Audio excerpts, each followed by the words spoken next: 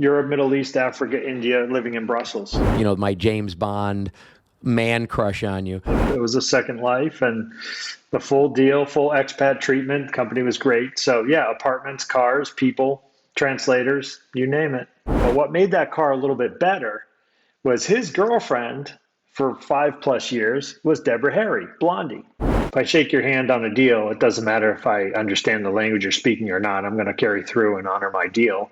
Can I get back on the plane? I left my phone. And too stereotypical. This is a 50-something, heavy-ish, but strong built woman, militant. And when I told her what happened, and can I get back on, she said, "Why did you do that?" Jeff Stearns, connected through cars. If they're bigwigs, we'll have them on the show. And yes, we'll talk about cars and everything else. Here he is now, Jeff Stearns.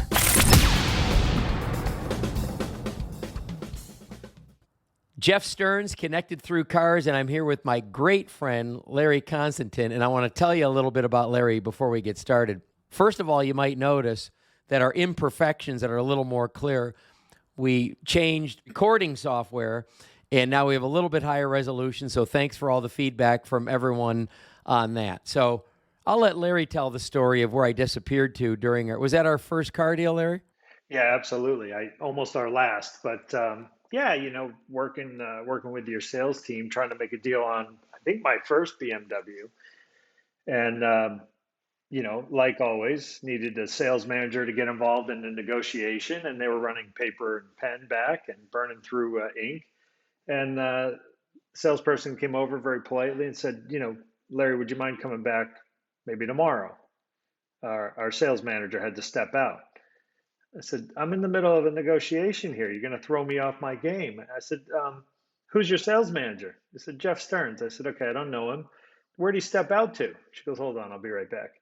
So she comes back and she says, "I don't know if I should tell you this or not, but he went trick-or-treating." I said, "Trick-or-treating?" I said, "How do I even answer that? Either he's an adolescent or he's got a great family that he cares about." And the answer was, you have an amazing family and you always put them first. And I thought to myself, you know what? This is a good guy. I got to meet him and I'll come back. So a couple hours later, you called me, if you remember, and you said, "Hey, I'm back from trick-or-treating. Let's get that car deal wrapped up."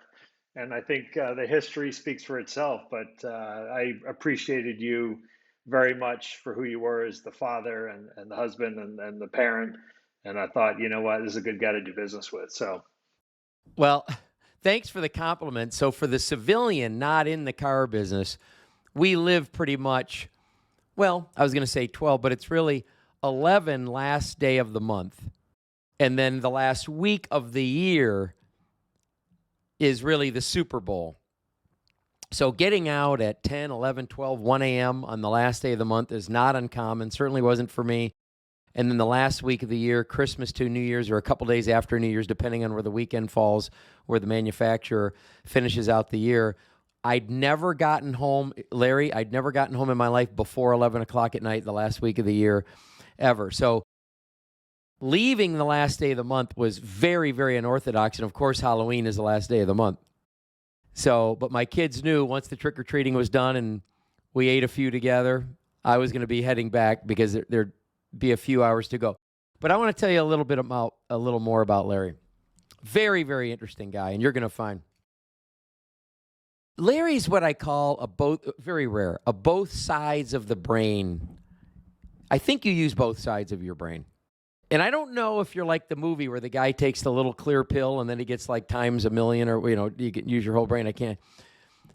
But you're very engineer-ish and you're very sales-ish. So let me put it another way to insult all the engineers out there. Just because you could think engineer-ish doesn't mean that you're really boring. So, I mean, you can really talk to anybody. So I want to talk a little bit about Larry and give a little history. So just having Larry there on the screen may have me do all the talking. He may not have to say anything. I'll just tell the whole thing about Larry. But Larry bought a number of cars from us. Larry was always very likable, polite, great stories, personable, well-traveled, can tell stories, relate to anyone about anything. Yet when it came down to numbers negotiation, he became very easy to not like. Let's put it that way. As much as it was unorthodox for me to leave in the middle of a deal, which is unheard of, last day of the month, but it was Halloween. Well, that cost you the holdback, didn't it? Larry would walk out over $1.80 payment difference on a lease, no problem, and let you stew on it and let you punish, think about your your consequence because you didn't make his deal. But a beautiful thing about Larry is he would come in to visit socially, like a lot of our customers used to do. So I was proud of the social aspect. But Larry would drop in on a Saturday. I think you'd just be bopping around in maybe your M3 or maybe your Harley Davidson, just enjoying the weather, enjoying the drive. And then one of the salespeople would be having a struggle with a customer, and Larry would be visiting me at my desk, the desk that the salespeople are bringing their offers into. So he's hanging around, hearing the salespeople come in, explain their situation. I need a lease. I need a loan. I need an appraisal. The customer wants to leave because of this. They're not happy with, whatever's going on, whatever story's being told. And Larry, without invitation, dare I say without permission, more than once, had gone in to talk to the customer for the salesperson and got the canoe unstuck sideways in the river and going downstream again for salespeople more than one time, which is really amazing who you can speak to, which is anybody. Now, when I talk about this engineer, and hopefully we'll get into it on today's show if we don't run out of time before it's your time to talk. But when I met you, you were in the window film manufacturing and I think inventing the certain type of film. Am I right? Sure. Yeah, absolutely. Yep. Okay.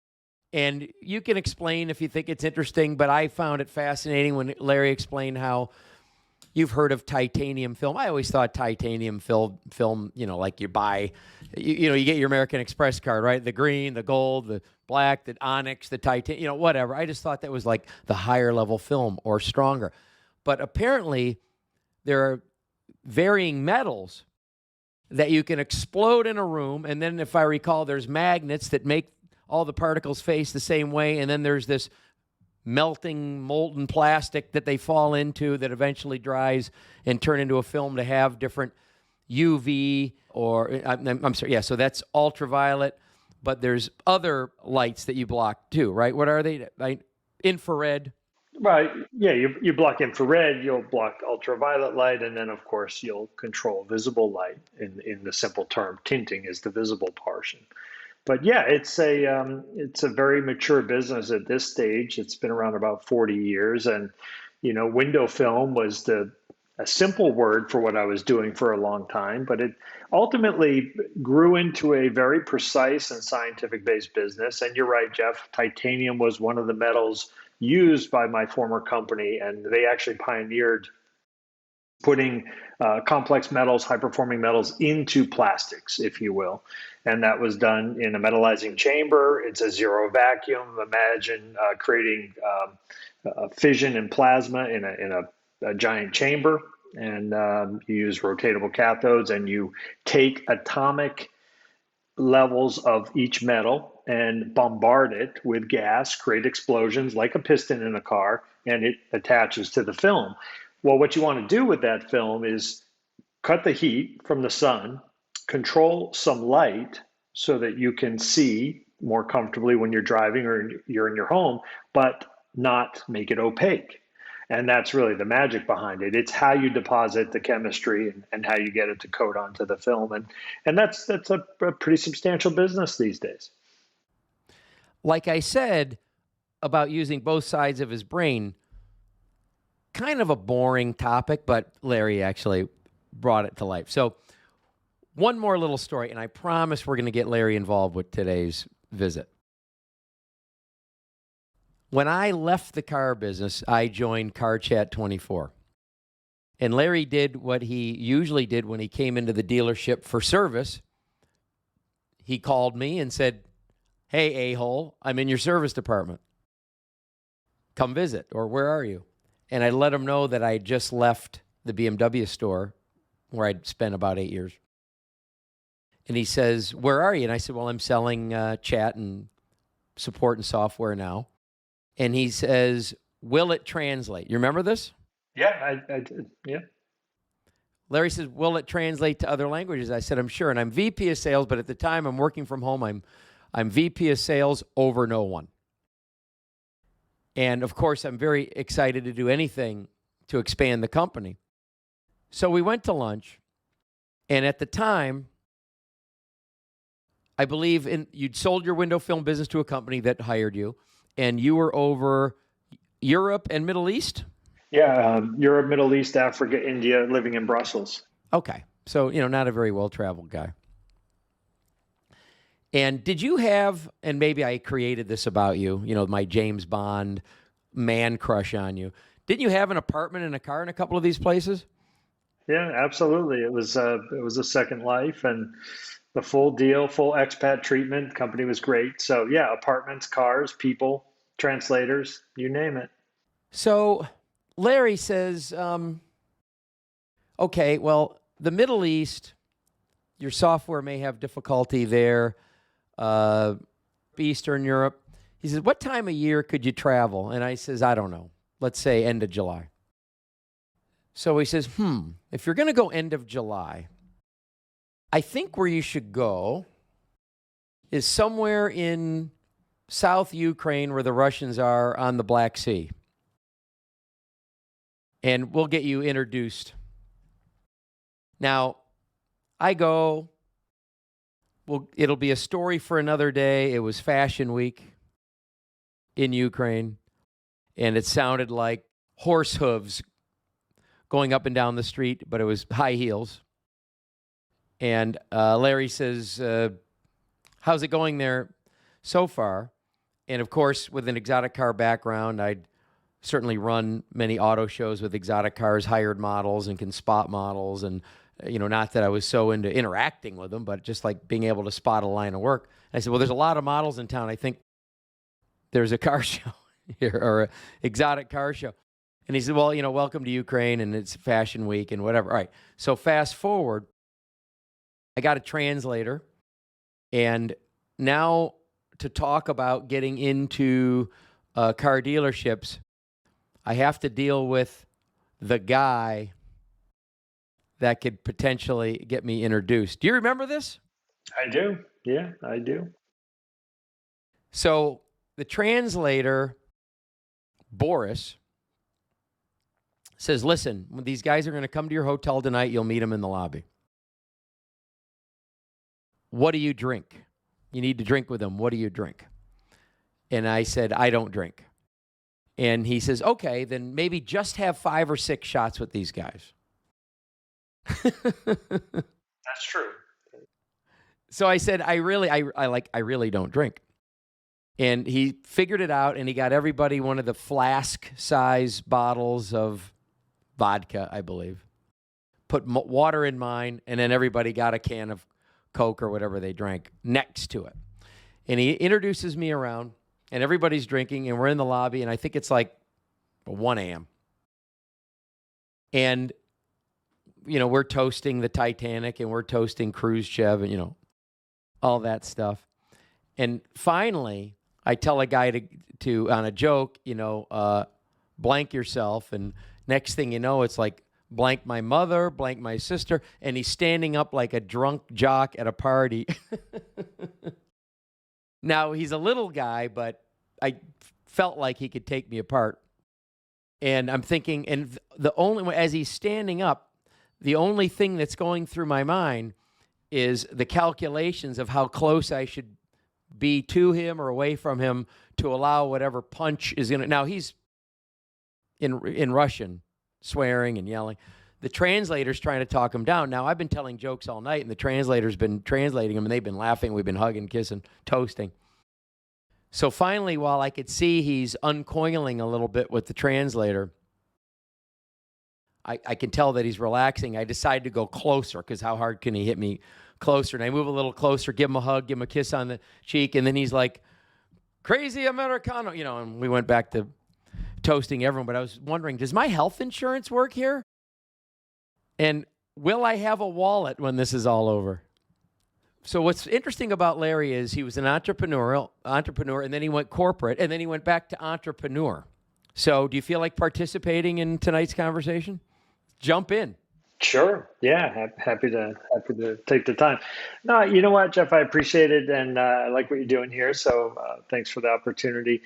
I'm not a big time entrepreneur or a big time corporate guy. I've had the opportunity to have some great experiences, but really, I think it started, at a young age. I was always watching my father, who was an entrepreneur for a long time. My grandfather was an entrepreneur and inventor, immigrated from Italy and self-made man.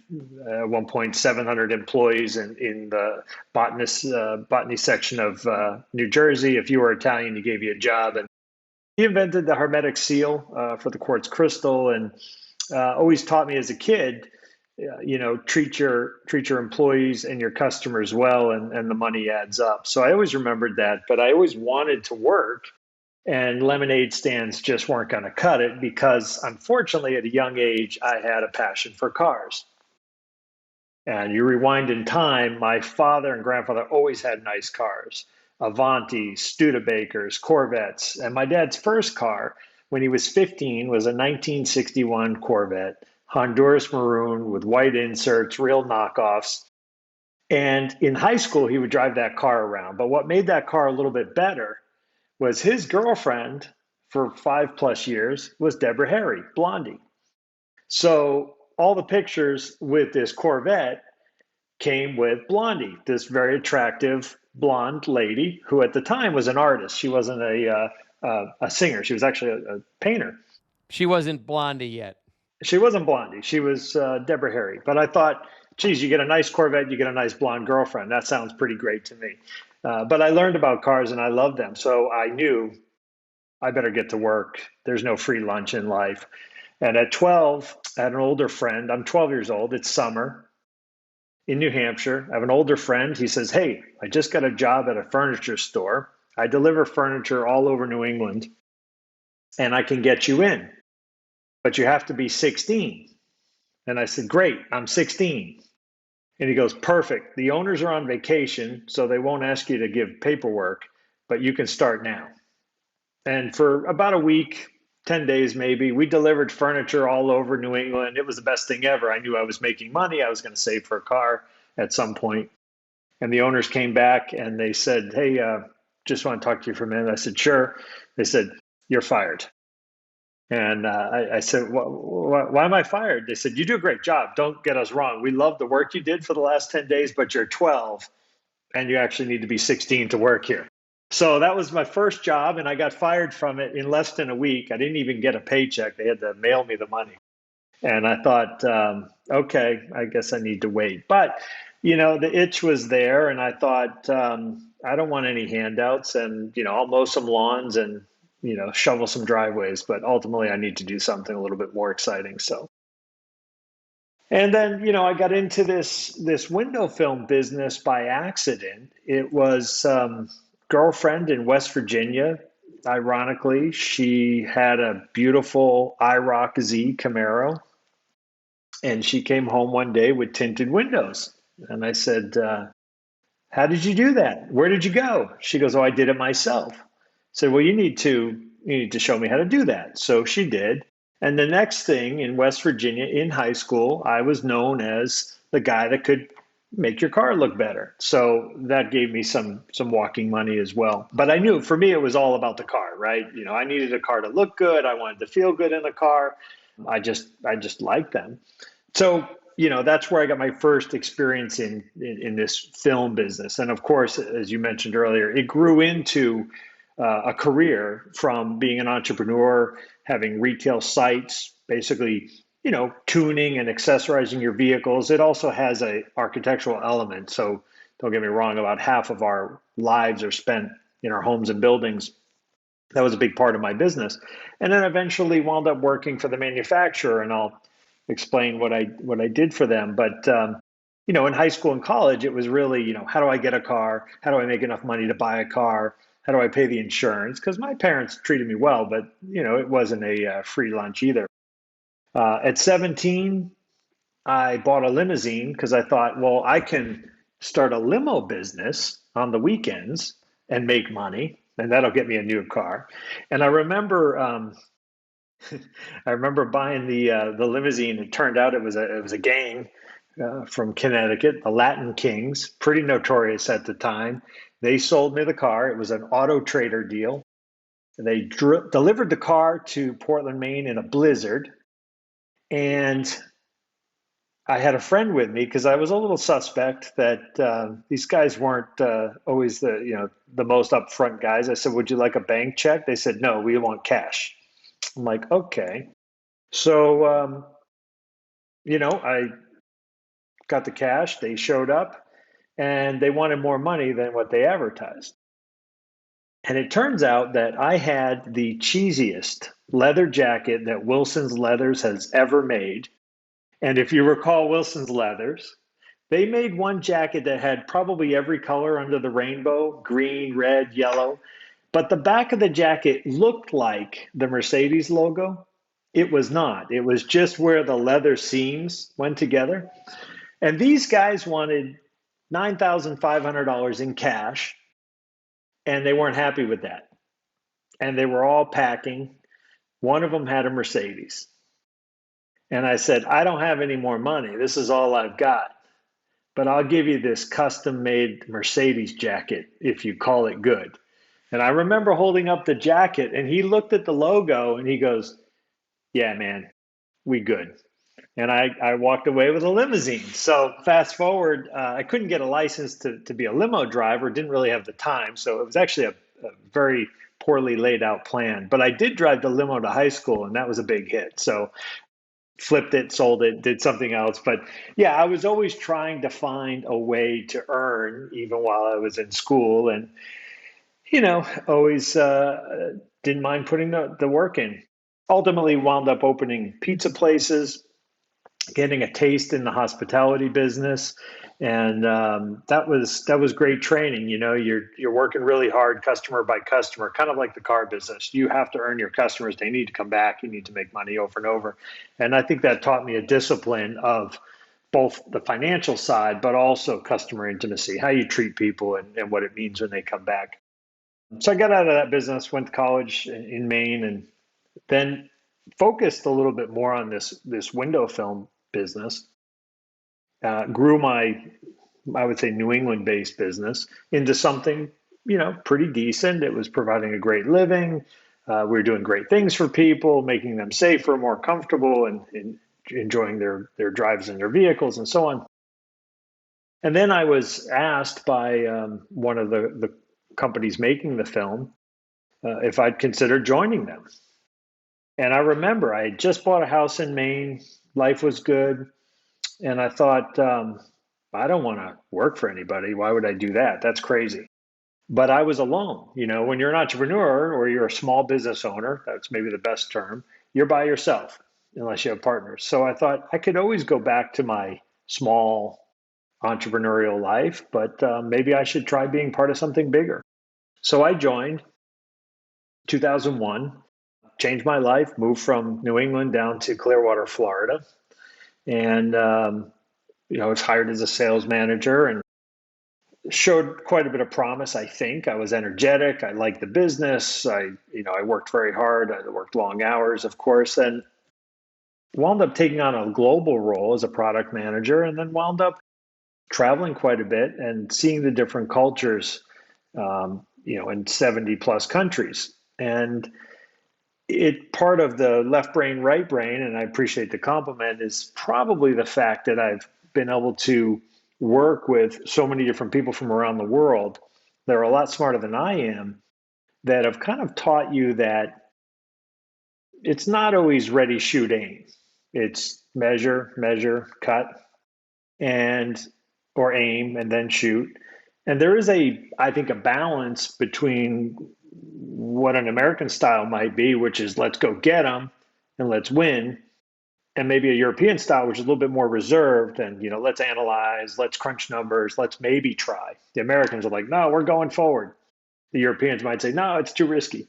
So I was able to kind of adopt the best from both sides. And I would say that's probably what I appreciate the most about my opportunity is I can argue with myself very well. So at any rate, wound up climbing the ladder, if you will. The company was very good to me, provided several opportunities. And I remember them pressuring me. They said, hey, you need to move to California.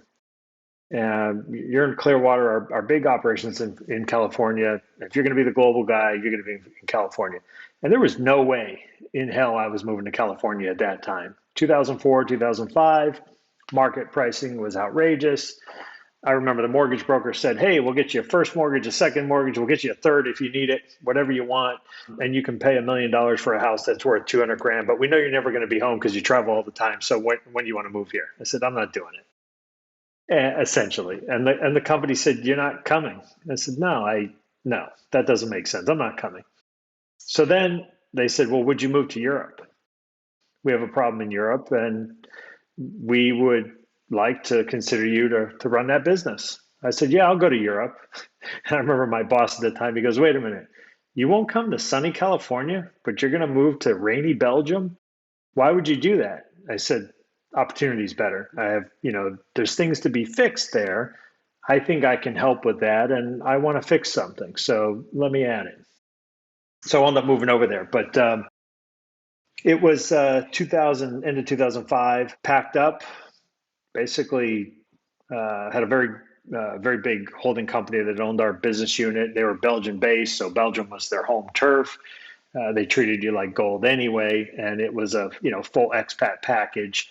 And I remember showing up in Belgium by myself, and I was told my company car would be in this parking spot, and I'd get the keys to my apartment. And I had ordered all this furniture from IKEA because that was the thing to do over there. So I arrive, it's cold, it's rainy, it's about 33, 34 degrees Fahrenheit, so just enough not to be snow, but very cold. I get to my apartment at 11 at night. Barely found the right key to work, but I got in. And I'm so excited because I knew that I paid the guy to bring my furniture from IKEA and assemble it and have it all together. And all I wanted to do was sit down, take a shower, use the internet. My IKEA furniture was still on the pallet. I don't know how they got the pallet in the apartment. It was shrunk wrap, strapped down. It looked like it was getting shipped, air cargo, completely untouched. So I call my realtor. She picks up midnight. I said, Ariel, my furniture is like not assembled. She goes, oh, I'm so sorry about that. He can come out in 2 weeks. I'm like, wait a minute, I have no bed, no furniture, no clothes, no nothing. So I managed to find a fork and a knife inside the IKEA, and I started screwing things together, and I wound up getting half a bed together about 3 a.m. And that was my first welcoming gift to Europe when I moved there. But now, Larry, you were single. You were single when you made it. Okay. Oh, yeah, absolutely, yeah, and it worked out timing wise, and I was single, and had nothing keeping me to Florida or Maine, so I took the opportunity, and it was a lot of hard work. The business needed a lot of fixing. We had offices all over the region, partners and distributors all over the world, including in Russia and Turkey and Cyprus and Africa and South Africa, Greece, you name it. And I had a pretty large team. So I kind of expected, a lot of oversight. But this company at the time, Beckart, our former parent company, was great. They just basically said, here's the keys and call us if you need us. Good luck. And we ran hard, and we fixed a lot of things, and I rebuilt the team and had some great people already there. We added some new great people, and it was, no shortage of workload, Jeff. I mean, it was 20 hours a day and, 4 to 5 countries a week minimum. And there was always something to put out. And again, it was films and plastics and coatings. And the thing that, resonated with me, and I take it, I wake up with it every morning, is that no matter where you're doing business, no matter what country you're in, these customers all want the same thing. They want to trust you. They want you to deliver your product or service on time. They want to know if they have a problem that you'll help them. And I think I brought a lot of that to the table in some of the new countries that we had done business in or started to do business in that we never touched before. And that's always kind of been my MO, that if I shake your hand on a deal, it doesn't matter if I understand the language you're speaking or not. I'm going to carry through and honor my deal. If you're Ukrainian, Russians, Saudi, German, Italian, we're going to get along and we're going to make business together, and I'm going to help you make money. So I think they knew that of me. And when I would go in with my teams, or sometimes I just go alone and blaze a new country that we've never talked to, and I always felt proud that I'm going to deliver what I say, and vice versa, and hold these guys accountable. So anyway, enough of that. Yeah. Well, Larry, I love that you bring that up. Some of the feedback I've gotten on these episodes, because the show's connected through cars. And some people have said, well, I wasn't going to watch because I think it's about cars and I'm not really into cars. And it's the people that I've met through the car business. Obviously, that's how we met. And some of the feedback I've gotten from the people that don't consider themselves car people, but took a look maybe because they knew me or knew a friend that recommended it, contacted me and said, what I find interesting is, sure, there's some car stuff on there, but the people with their stories and the life lessons. So, and we, of course, can talk about cars. But when you said, what I'm proud of is I want to deliver what I say I'm going to deliver, there's a thing I love about that, and there's a thing that I don't love about that. That's always been very important to me. That's how my dad brought me up. It's always made me nuts when people said, people want to renege on an agreement. Well, I mean, did you get the signature in the right spot? I mean, is there a technical way I can get out of this deal, or did we shake on it? Whatever. I mean, to me, even if you wish you didn't make the deal, even if something changed, even if you could find a higher offer through somebody else, or it's inconvenient, I believe in asking someone if I can get out of a deal if it's not good for me, and I feel that strongly about it. But it's up only if they'll let me out of it. Can I get out of it? Because I'm not going to break my word, right? So I love that you said that, but here's what bothers me. What bothers me is coming in with that kind of an attitude, and I've come into a few businesses, and I don't want to say turnaround, but certainly impacted their growth, whatever. It's pretty much, I mean, if you boil it down to the serving spirit and keeping your word, it's really all it's been. I mean, there's many, many, many, many moving parts, but it really boils down to urgency and integrity, really, right? And understanding the other person's side. The thing I don't like is, why is it such a game changer when you come in with something like that? Why is the world not? I think it's simple. I think there's two types of customers that are eager to do business with you, and customers that are scared. And the people that are scared to do business are scared for a reason. They've been burned before. They're traumatized from the past. They're traumatized. I mean, I've had many friends tell me, hey, we know you like cars. We know that you get along with your car dealers. That's strange in itself, they tell me. But they also tell me, hey, would you help me? Would you come with me if I go to buy a car, because we know that you're comfortable with it? And I said, well, the reason I'm comfortable with it is I don't do business with anybody I don't like. And I think I try to put my customer hat on.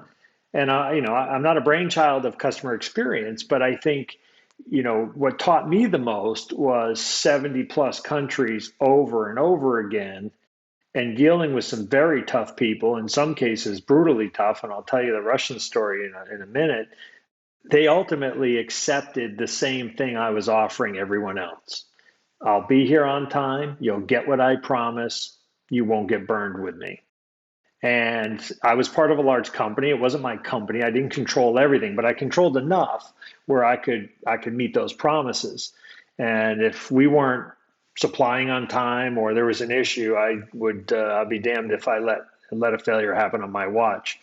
And I think that was something that was new, because a lot of people, not necessarily in my former company, but a lot of people take customers for granted, especially in distribution. I was doing a lot of distribution to these foreign countries. So once you go through the effort of earning the customer, sometimes it's easy to become a number. The customer is buying month after month, millions of dollars add up, and all of a sudden people get complacent and they say, well, how much am I getting from this country? How much am I getting from this country? That'll be there next year. And my methodology was pretty simple, probably not new, was no, we start at zero next year. Always zero. We have to earn every dollar from there on up. We don't have $100 million of business January 1, 2022. We have $0. And we will earn the 100 or more, et cetera. And I think that made a difference. And, I will tell you that, Russia was one of the best countries I did business with, but also a tough one as well. And when I inherited that region, Russia owed us a lot of money. And I remember dealing with the principal over there. He was a partner, distributing partner. I said, you owe us several $1 million. And he said, yes, I know. I said, okay. And it's all past due. He's like, yes, I know that too. It's okay. And he goes, let me just stop you right there. Not paying. Not going to pay you. I said, okay. Why aren't you going to pay me? He's like, before you got here, you broke your promise. You didn't give me what I wanted on time. You didn't give me the right product. I had issues. I lost a lot of money. So now I became his problem. So he lost money and now he's not going to pay me. So I developed a relationship with him. I said, well, I can't fix what happened yesterday, and you got to stop crying about yesterday. You got to help me help you. And if you're willing to do that, I can help you make more money. You won't worry about the few $1 million you owe me. You'll have a better business, but you got to give me a chance. So we established a relationship. I went there several times, and ultimately, to get the money, I needed to deal with his bankers. And at the time, and you know this from your travels, in the mid to late 2000s, bankers were being assassinated as often as people were getting lattes in America. I mean, it was not fashionable to be a banker in Moscow or in Russia. I don't know that from my travels, Larry. You don't? Okay. Thankfully. Well, in Russia, in Eastern Europe, if you're in banking at that time, you were a bullseye. And for various reasons, I won't speculate, but you were, either wanted by somebody or you were needing something from somebody. But a lot of these bankers were afraid to surface, to literally come above ground. So they called it the underground. And if you're dealing with a banker back then, and this banker was a partner, you were meeting with him with armed guards 3 to 4 levels below the city in these, offices, if you will, or underground city centers, if you will.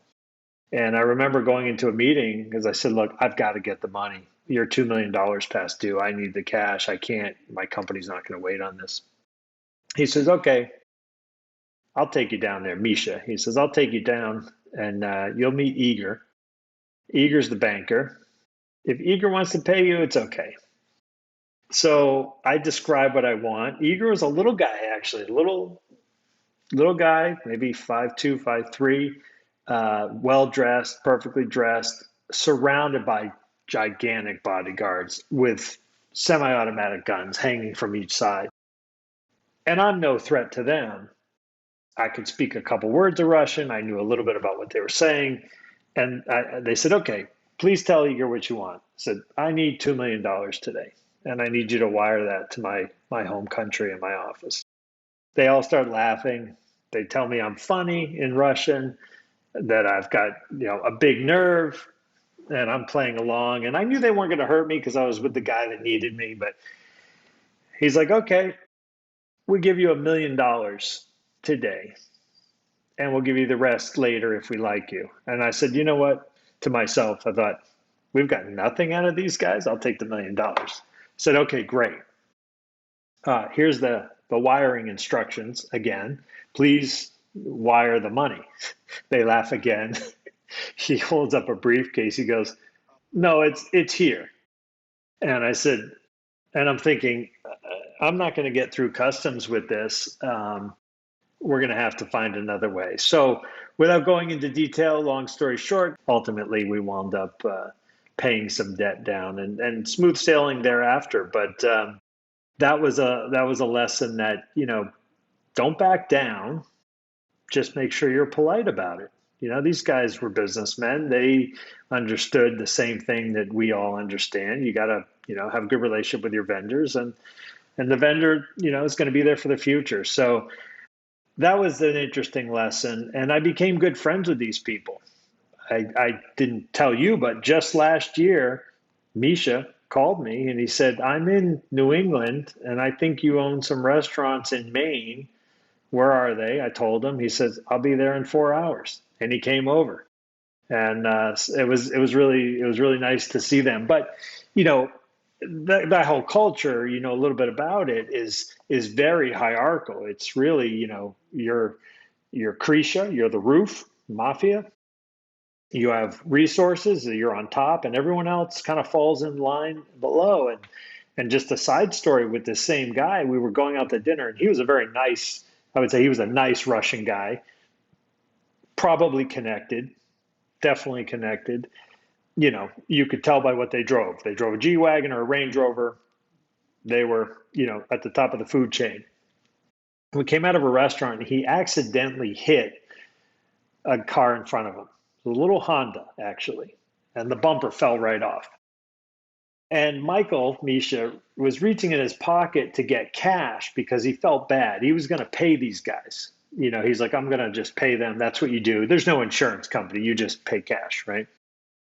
And 4 guys get out of the car systematically, ready to fight. And they took one look at his car and they took one look at him. And they said, no, thank you. Have a nice day. He rolls the window. He says, no, it's okay, guys. I will pay for that. I'm so sorry. And they're like, I don't want any part of this. It's on us. They grabbed the bumper, put it in the trunk of the car, and drove off. And that was the Russian way. He just happened to be a nice guy. So, back then it was really about who you were and who you stayed away from and who you ran with. So interesting side note there. So, I mean, to the listener, to the watcher, I mean, who knows? We don't know where you've been. I mean, this may be low key for you, but for a lot of the world that hasn't traveled like that, I mean, that sounds like such a movie that's normal for you. You're with the guy in the Range Rover, the G-Wagon, the people that are nervous about it. Now, I'm curious, did you ever collect the second million in accounts receivable? About half of it. We always seem to have some sort of bad luck, which would hesitate his interest in paying all of it. We were current. I guess the good news is at one time we were completely current. He didn't owe us a penny, and business was great. And it was really a pleasure. But, you talk about the stereotypical way and it's unfair to my Russian friends or the country itself. First of all, the history is amazing. It's ultra rich in history. You know that. The people, what I liked about the Russians was they either liked you or they didn't. And that was a very good life lesson that if they shake your hand and say you have a deal, then I could take that deal to the bank. Sometimes my company would say, did you get a contract? And I'm like, I don't think you understand. No, we have a handshake, and that's better than the contract, but don't push your luck. But a funny story, and I just opened with it. The first time I ever went to Russia, I was going to Siberia to do some business. And flying into Moscow domestically, that was on Delta Airlines. So that I felt pretty good about that. This is early 2000. And I was going on to Siberia. Well, then you transfer in Moscow to one of the 3 airports at the time, and you take another 4 to 5 hour night flight from Moscow into Novosibirsk, for instance. And my friends told me, they said, look, you won't get what you deserve. You'll get what you pay for. So I get ready to load the plane. It's the largest Russian troop carrier they had at the time. Now, bear in mind, the in-country planes were not as nice as what would travel over the Atlantic. These were Russian, Tupolovs or Aleutians. And this was an Aleutian, 2-aisle, 450 people, basically. And I remember going up through the belly of the plane on the tarmac, so no jetway. And I saw the radio on the tire coming through the rubber. The tires were shot. And this was a massive jumbo plane. And it was dirty. Was this Aeroflot? It was Aeroflot. Yes, it was. And back in the day, at that time, they didn't have the same fleet that they have now. They were actually a great airline now, but it was rough. And I remember sitting down and I turned the fan on. Well, the fan was in the back of the seat and it blew dust all over me from the seat in front of me.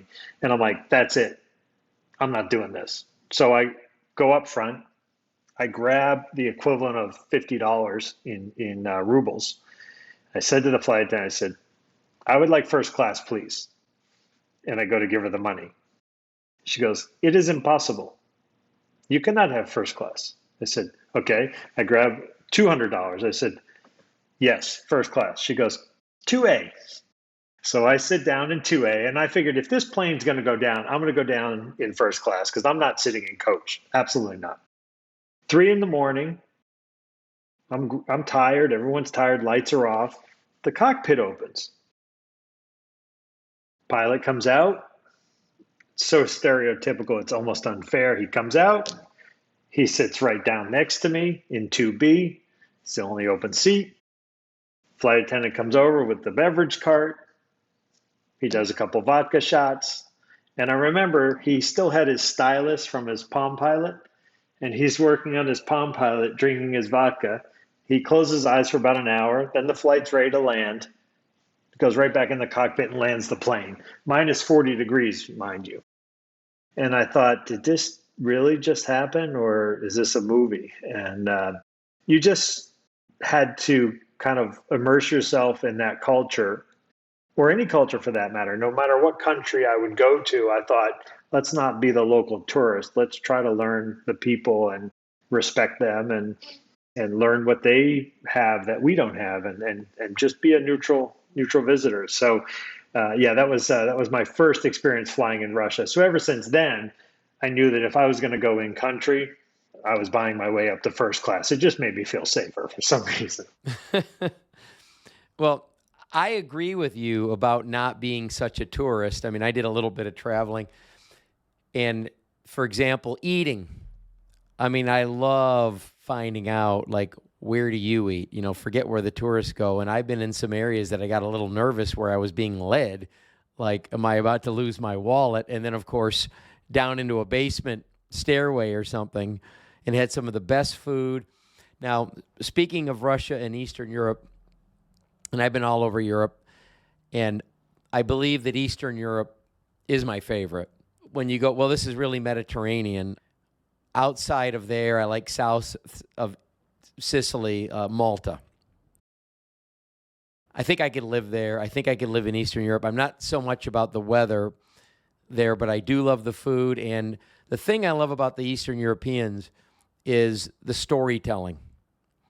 And I agree with you on the camaraderie part. I mean, like, if they hate you, there's no one going to torture themselves by being around you or pretending they like you. You're going to know they don't like you, and that's it. Or they'll tell you you're not funny. That too. And right? But if they do like you, or you like them, the friendships are, unbelievable. Now, speaking of flight, and this is also so stereotypical that it's unfair, but it's true. I had connected in Moscow for somewhere. I was in Moscow. I forget the name. The airport. And with an O, but I can't pronounce it. Domodedovo. It was DME. Yeah, it was SVO, Sheremetyevo 1 and 2, and Domodedovo. So, of course, long flight. And I get off the plane, and I'm halfway out of there, and I'm passing that round information desk after the gate. And I realize I left my phone on the plane. Oh, wow. And it's very frustrating to be somewhere like that without your phone. I'm not running to the local T-Mobile. So I asked the person at the round, because I could find English speaking there, at that round information thing. I know it. I know which one you're talking about. Right next to the coffee shop. Yep. I know you know. And I asked, can I get back on the plane? I left my phone. And too stereotypical. This is a 50-something, heavy-ish, but strong built woman, militant. And when I told her what happened and can I get back on, she said, "Why did you do that?" Yeah, they're pretty honest, right? We were like, "Why'd you do?" Because I didn't like the phone, and then I decided later maybe I, was being too abrupt, and I shouldn't have left it on. It was like, "Why did you do that?" I'm all panicked, but they did take me back and unlock the gate, and I was able to. Wow, you're lucky. You were lucky. Very, very, very. Well, I'm such a sweet talker. This has been Jeff Stearns, Connected Through Cars.